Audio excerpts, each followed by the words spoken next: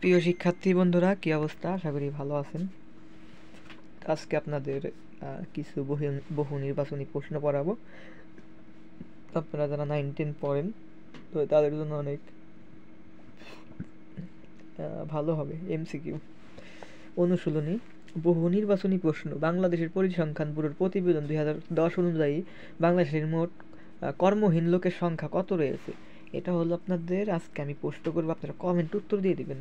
ক 6 লক্ষ, খ 16 লক্ষ, গ 26 লক্ষ, ঘ 36 লক্ষ। এটার কি হবে উত্তর আপনারা বলে দিবেন। আত্মকর্মসংস্থানের উপযুক্ত ক্ষেত্র নির্বাচনে বিবেচনা করতে হয় সঠিক 1 নম্বর সঠিক পণ্য, 2 মুনাফার নিশ্চয়তা, 3 পণ্যের চাহিদা, নিচের কোনটি সঠিক হবে? ক সঠিক হবে, খ সঠিক হবে, নাকি গ, নাকি ঘ?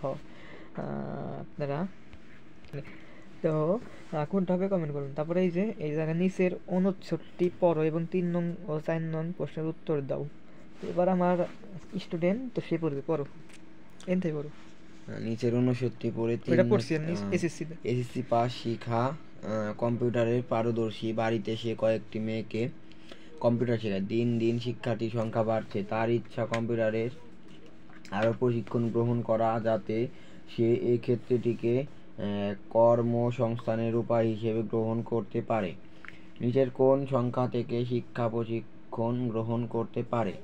বিআরডিবি, বিআইবিএম, নট্রোমাস। তো এটার তো অ্যান্সার দেওয়া না এখানে। তো উদ্দীপকের বর্ণিত কাজটিকে ভবিষ্যতে শেখার কর্মসংস্থানের উপায় হিসেবে গ্রহণ করার যৌক্তিক কারণ কোনটি? সামাজিক অবস্থান ভালো, বাজার চাহিদা ভালো, কম্পিউটারের অধিক পারদর্শী হওয়া, শিক্ষার্থীদের অনুরোধ। তো এটা আমি দেওয়া। আর সৃজনশীল প্রশ্ন। ঐশী, সাদি ও স্বামী 3 বন্ধু সম্প্রতি বিকম পাস করেছে। তারা তাদের ভবিষ্যৎ পরিকল্পনা নিয়ে আলোচনা করছিল। ঐশী ও সাদি কম এ ভর্তি চিন্তা করছে। স্বামী এবং এখনও সিদ্ধান্ত চূড়ান্ত করতে পারেনি, কারণ তার বাবার ইচ্ছে সে মধ্যপ্রাচ্যের কোনো দেশে চলে যাক, কিন্তু মেধাবী স্বামী চায় দেশে কিছু করতে। এই জন্য সে হাঁস মুরগি পালনের ওপর 2 মাসে প্রশিক্ষণ গ্রহণ করে। এতে তার মনোবল বেড়ে যায়। বিদেশ যাওয়ার টাকা দিয়ে সে বাড়িতে হাঁস মুরগি খাওয়ার প্রতিষ্ঠা করে। প্রশিক্ষণ লঙ্ঘন জ্ঞান প্রয়োগ করে নিজের চেষ্টায় আসছে স্বাবলম্বী। তো জাতীয় অর্থনীতিতে কৃষি খাতের অবদান শতকরা কত ভাগ? বাংলাদেশে বেকার সমস্যা দিন দিন বেড়ে যাচ্ছে কেন? ব্যাখ্যা করো। স্বামীর হাঁস মুরগির খামার প্রতিষ্ঠা কোন ধরনের কাজের অন্তর্ভুক্ত? ব্যাখ্যা করো। স্বাবলম্বী হওয়ার পেছনে কোন গুণটি স্বামীকে বেশি প্রভাবিত করেছে বলে তুমি মনে করো? বিশ্লেষণ করো।